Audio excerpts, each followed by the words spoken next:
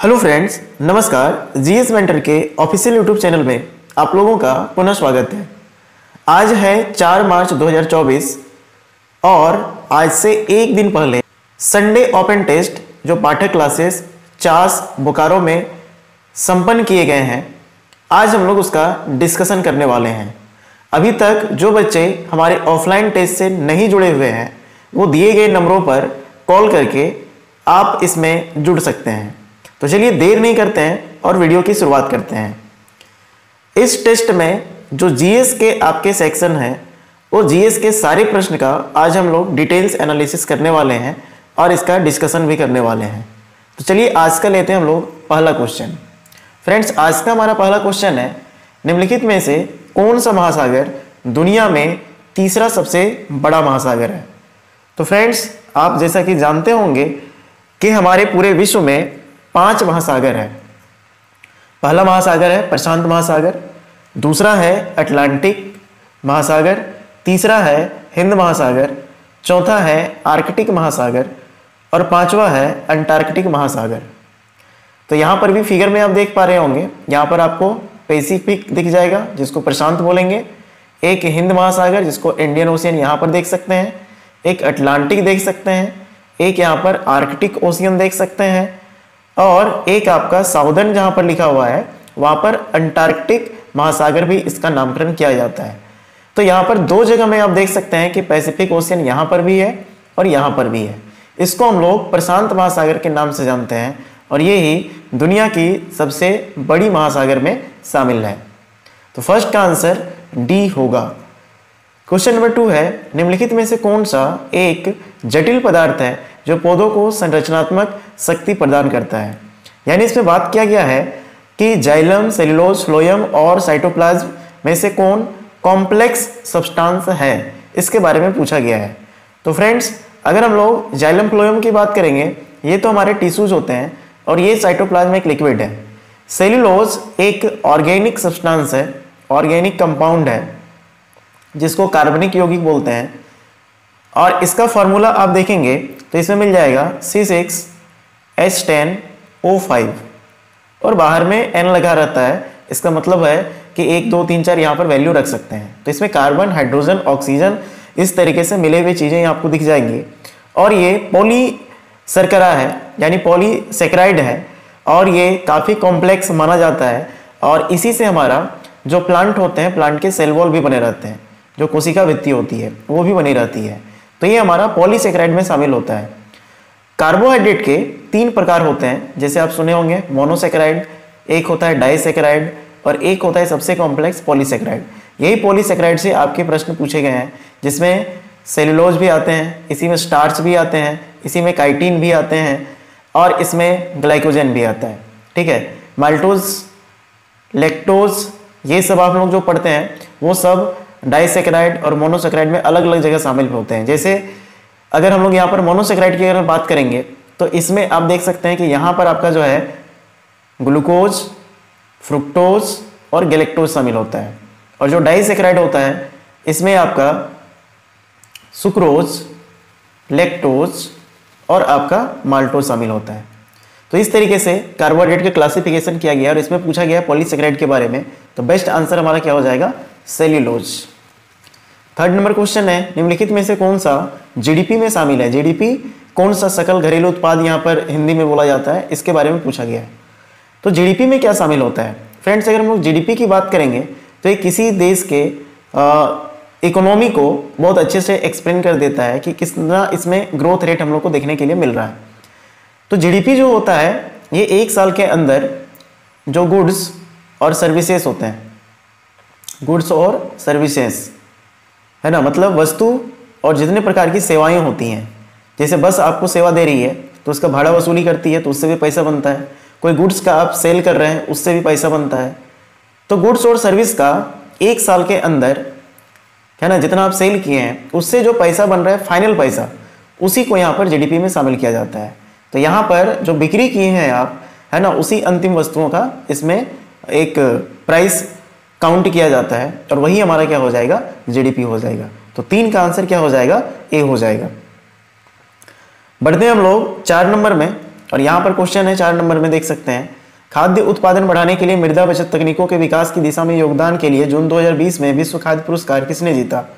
तो यहाँ पर एक अवार्ड की बात की गई है ना। और इस अवार्ड को जीतने वाले व्यक्ति का नाम है, नाम देख सकते हैं, रतन लाल। रतन लाल को यहाँ पर जो है ये अवार्ड आपका दिया गया था 11 जून 2020 को, 11 जून 2020 को। और खाद्य उत्पादन बढ़ाने के लिए और मृदा बचत टेक्निक की विकास की दिशा को आगे ले जाने के लिए इनका योगदान माना जाता है। और ये खास करके सॉइल में, एग्रीकल्चर के फील्ड में ये अपना काम किए हैं और इसी के लिए 2020 में इसको विश्व खाद्य पुरस्कार दिया गया था। ठीक है, तो आंसर क्या हो जाएगा इसमें? रतन लाल। क्वेश्चन नंबर 5 में बढ़ते हैं, पहला मुगल बादशाह कौन था? तो ये तो बहुत ही सिंपल क्वेश्चन है और इसका सही आंसर क्या हो जाएगा? तो बाबर इसका सही आंसर हो जाएगा। ठीक है, अगर हम लोग मुगल वंश के बारे में बात करेंगे तो मुगल वंश जो हमारा चला है वो आपका 1526 से स्टार्ट हो गया था। बाबर का काल 1526 से स्टार्ट हो गया था और ये 1530 तक आपका यहाँ पर चला था। और बाबर ने अपने वंश की इस स्थापना के साथ पद पादशाही की स्थापना की थी, पद पादशाही की स्थापना की थी। और इस पद पादशाही के स्थापना के बाद में यहाँ पर जो शासक बनते थे उसको बादशाह के नाम से जाना जाता था। ठीक है, तो जो यहाँ पर शासक बनते थे उनको बादशाह कहा जाता था। अगला है, इथेनोइक एसिड को गैल्सियर एसेटिक एसिड के नाम से भी जाना जाता है, क्योंकि यानी यह जो इथेनोइक एसिड जिसको यहाँ पर बोला गया है, जिसको हम लोग इस तरीके से भी लिख सकते हैं CH3COOH। ठीक है, तो ये हमारा एसिटिक एसिड होता है और इसी को हम लोग इथेनोइक एसिड भी बोलते हैं। तो ये जो हमारा एसिड होता है इसका एक खासियत है कि ये ठंडी जलवायु में बहुत जल्दी जम जाता है, ठंडी जलवायु में जम जाता है। और ठंडी जलवायु में जम रहा है तो उसी के लिए हमारा वर्ड क्या आ जाएगा? ग्लेशियर। इसलिए नाम क्या हो जाएगा? Glacier acetic acid. तो 6 का आंसर बी होगा। 7 नंबर क्वेश्चन है, भारत के उत्तरी मैदान पूरी तरह से किस मिट्टी से निर्मित है? अगर हम लोग भारत का मैप देखेंगे तो हमारा जो गंगा का भाग है इधर, यमुना का भाग है, इस बेल्ट में आप देखेंगे पूरा मैदान है। ठीक है, यूपी हो गया, बिहार हो गया, ये सब में पूरा मैदानी क्षेत्र है। तो इस मैदानी क्षेत्र में किस प्रकार की मिट्टी पाई जा सकती है? तो सही आंसर क्या होगा? जलोढ़ मिट्टी, जिसको एलोवियल सॉइल बोलते हैं। इसके 2 आपके टाइप्स हैं, एक को हम लोग बोलते हैं बांगर और एक को हम लोग बोलते हैं खादर। खादर जो होती है वो नई मिट्टी होती है और बांगर आपकी पुरानी मिट्टी होती है। इस जलोढ़ मिट्टी की अगर हम लोग बात करेंगे तो इसका विस्तार भारत में लगभग 22% क्षेत्र में फैला हुआ है। तो काफ़ी बड़े एरिया में ये आपका ये फैला हुआ है और यही हमारे उत्तर मैदान में पाया जाएगा। नेक्स्ट आपका है 8 नंबर, निम्नलिखित में से कौन सी नृत्य शैली मार्शल आर्ट प्रथाओं से ली गई है? ठीक है, तो झारखंड की एक नृत्य शैली है जिसको हम लोग छऊ के नाम से जानते हैं, है ना। इसको मार्शल आर्ट टेक्निक से लिया गया है और इसमें विशेष करके अगर हम लोग बात करेंगे तो इसमें लड़ाई के टेक्निक्स को दिखाया जाता है और पशुओं के गति एवं चाल को भी इसमें दिखाया जाता है। ये जो छऊ है ये आपका 3 राज्यों में बड़ा फेमस है, एक आपका झारखंड, एक आपका उड़ीसा और एक आपका वेस्ट बंगाल। तो जो हमारा झारखंड है इसका एक नाम सुने होंगे सरायकेला, यहाँ से इसका जन्म माना जाता है। उड़ीसा में एक जगह फेमस है मयूरभंज, इसका इस जो हमारा डांस है इसका भी एक फॉर्म यहाँ से भी इजाद हुआ है। और वेस्ट बंगाल में जो जगह हमारा पुरुलिया, वहाँ से भी इसका एक संबंध माना जाता है, पुरानी मान्यता यहाँ से मिलती है। तो 8 का आंसर क्या हो जाएगा? सी नंबर आंसर हो जाएगा। नेक्स्ट अगर हम लोग देखेंगे तो क्वेश्चन है, व्यक्ति के स्वास्थ्य के लिए निम्नलिखित में से क्या महत्वपूर्ण नहीं है? यानी आपके हेल्थ के लिए क्या महत्वपूर्ण नहीं है? सामाजिक समानता, सामंजस्य, सार्वजनिक सफाई और सार्वजनिक परिवहन। तो इसमें बेस्ट आंसर अगर चूज करेंगे तो सार्वजनिक परिवहन इसमें आंसर होगा। ठीक है, स्वच्छता रखने के लिए अच्छी स्वच्छता महत्वपूर्ण तो होती ही है और अच्छी स्वच्छता बीमारी से हम लोग को क्या करती है? बचाती है। अच्छी स्वच्छता रखने की कई सारी प्रथाएं हैं, जैसे रोजाना दांतों को ब्रश करना, रोजाना नहाना, बालों को नियमित रूप से धोना, रोजाना साफ सुथरे कपड़े पहनना, कमरों को साफ रखना, उपयोग के बाद शौचालय को पानी से धोना, नाखून बड़े होने पर कटवाना, खाना खाने से पहले और बाद में हाथ धोना, शौचालय जाने के बाद साबुन से हाथ धोना। तो ये सब स्वच्छता का हम लोग पालन करते हैं और ये होना भी चाहिए। तो इसमें डी नंबर का कोई भी रोल नहीं दिखता है। 10 नंबर क्वेश्चन की अगर हम लोग बात करेंगे तो यहाँ पर आपका है कि मेलबर्न में आयोजित पुरुष एकल स्पर्धा में 2020 का ऑस्ट्रेलियन ओपन खिताब किसने जीता था? तो यहाँ पर सही आंसर होगा नोवाक जोकोविच। ये सर्बिया के रहने वाले हैं और उन्होंने 2020 में एक खिलाड़ी को हराए थे जो ऑस्ट्रिया के रहने वाले थे और उस खिलाड़ी का नाम क्या था? तो डोमिनिक थियम। इनको हरा करके ये आपका ओपन खिताब, ऑस्ट्रेलियन ओपन खिताब को अपने नाम समर्पित किए थे। नेक्स्ट है 11 नंबर, निम्नलिखित में से कौन सा वेद सबसे पुराना है? तो इसका जो सही आंसर होगा ये होगा ऋग्वेद। हमारे वैदिक कल्चर में 4 वेदों की चर्चा होती है और ये 4 वेद हैं ऋग्वेद, सामवेद, यजुर्वेद और अथर्ववेद। इसमें से जो ऋग्वेद है सबसे पुराना है। ऋग्वेद, यजुर्वेद और सामवेद की अगर हम लोग बात करेंगे तो इनको वेद त्रयी के नाम से जाना जाता है, यानी ये 3 वेदों की रचना सबसे पहले की गई थी और बाद में अथर्ववेद की रचना की गई। तो वेद त्रयी भी पूछा जाएगा तो हम लोग ऋग्वेद, यजुर्वेद और सामवेद का नाम हम लोग लेंगे। 12th नंबर क्वेश्चन है एंथूरियम त्यौहार किस राज्य में मनाया जाता है? ठीक है, एंथूरियम त्यौहार कहाँ पर मनाया जाता है? तो सही आंसर क्या होगा? मिजोरम होगा। ठीक है, मिजोरम की राजधानी कहाँ है? आइजोल है और आइजोल से लगभग 1 घंटे आप जाते हैं गाड़ी से तो 1 घंटे के डिस्टेंस में आपको एक जगह मिलता है रिक, और यही रिक जगह में 3 दिनों का ये त्यौहार आपका मनाया जाता है जिसमें टूरिज्म का प्रचार किया जाता है। जो टूरिस्ट प्लेसेस हैं, है ना, उन प्लेसेस के बारे में बताया जाता है और इसका प्रचार किया जाता है। ठीक है, तो ये त्यौहार का संबंध कहाँ से है? तो मिजोरम से। नेक्स्ट क्वेश्चन है निम्नलिखित में से किस खिलाड़ी को 2020 में पद्मश्री से सम्मानित किया गया था? ठीक है, तो इसमें सही आंसर हम लोग क्या करेंगे? इसमें जो सही आंसर आपका होगा वो है रानी रामपाल। फोटो भी आप देख सकते हैं, ये है रानी रामपाल। ये जो है टोक्यो ओलंपिक में टीम का नेतृत्व करने वाली महिला हॉकी टीम की कप्तान रही थी और इन्हीं को 2020 में पद्मश्री से सम्मानित किया गया। नेक्स्ट है संविधान सभा की पहली बैठक कब हुई थी? तो संविधान सभा की पहली बैठक 9 दिसंबर 1946 को हुई थी, 1946। यहाँ पर ऑप्शन देख सकते हैं, दिसंबर 1946।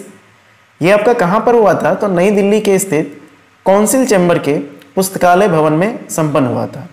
इस सभा के सबसे बड़े जो बुजुर्ग व्यक्ति थे उनका नाम था डॉक्टर सच्चिदानंद सिन्हा और इन्हीं को इस सभा का अस्थायी अध्यक्ष चुना गया था और बाद में 11 दिसंबर 1946 को जो दूसरी बैठक हुई थी उसमें अस्थायी अध्यक्ष चुन लिया गया था। किसको? डॉक्टर राजेंद्र प्रसाद को। क्वेश्चन नंबर 15 है किरण देसाई ने निम्नलिखित में से कौन सी पुस्तक लिखी है? तो किरण देसाई के द्वारा जो लिखी गई पुस्तक है आप देख पा रहे होंगे, द इनहेरिटेंस ऑफ लॉस।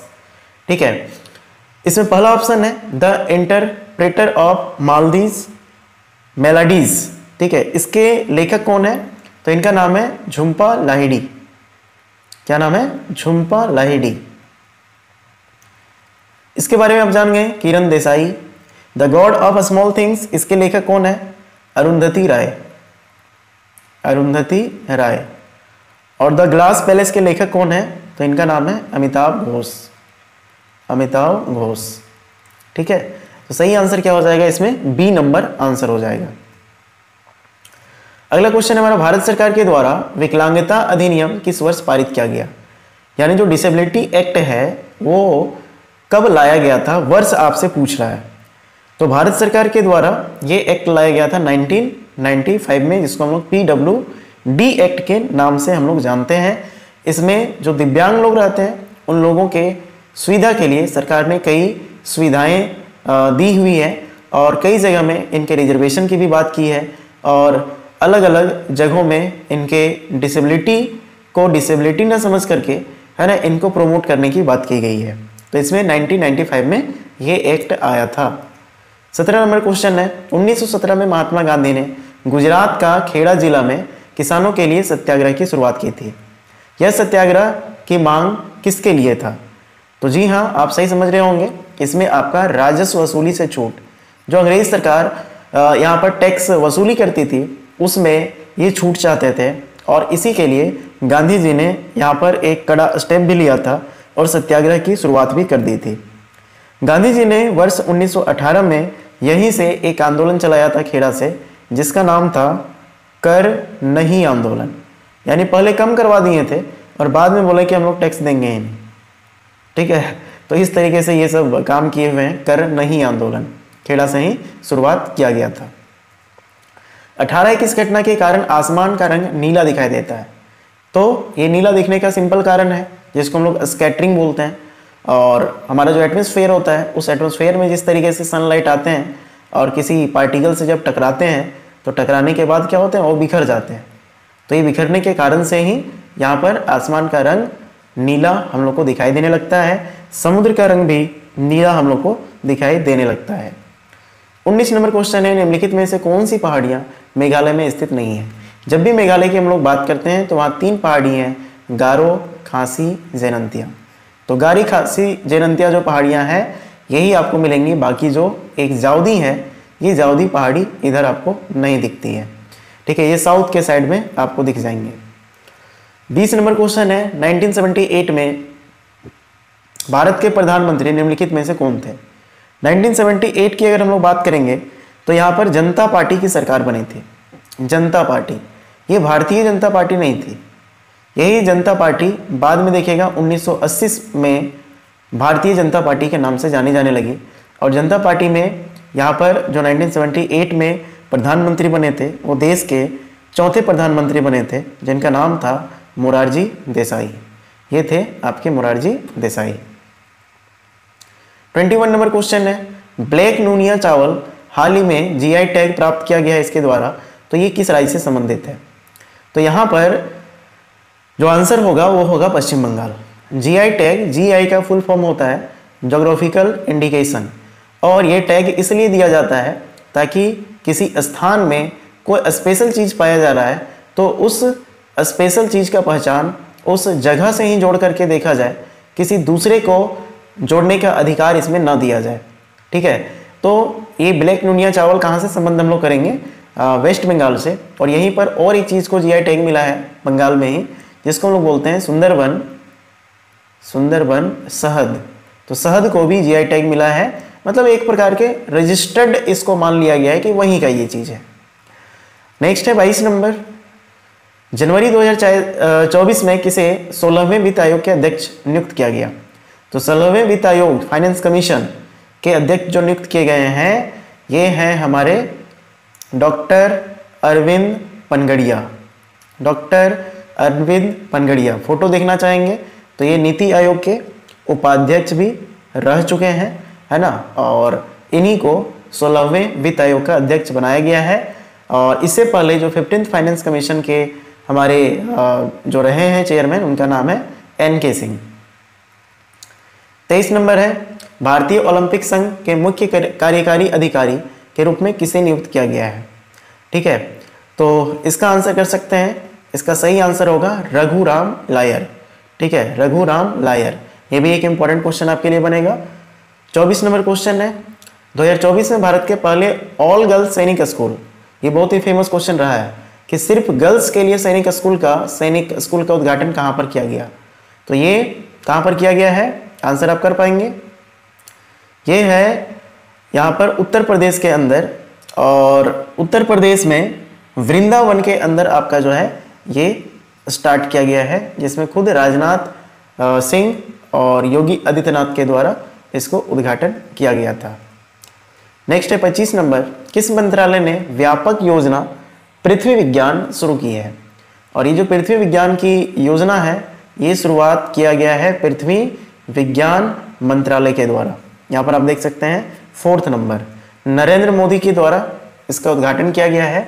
और ये जो बजट इसमें रखा गया है वो है आपका 4797 करोड़ का, ठीक है। और ये योजना लागू किया जाएगा खास करके 2021 से 26 के अंदर में। और इसमें बहुत सारी चीज़ों पर रिसर्च से संबंधित बातें की गई है ना। इसको आप पिक देख करके थोड़ा पढ़ भी सकते हैं, ठीक है। तो ये हमारा 25 क्वेश्चन आज का हमारा पूरा होता है। आशा करते हैं ये वीडियो आपको बहुत समझ में आ गया होगा और अपना आंसर की कहाँ गलत किए हैं वो भी आप मिला लिए होंगे। और इस चैनल से आपको ज़्यादा कुछ मिल रहा है तो इसको अप्रिशिएट कीजिए और एक लाइक कम से कम कीजिए, और नए हैं तो सब्सक्राइब कीजिए। मिलते हैं नेक्स्ट वीडियो में, तब तक अपना ध्यान रखिए, है ना, और अपनी तैयारी करते रहें। धन्यवाद।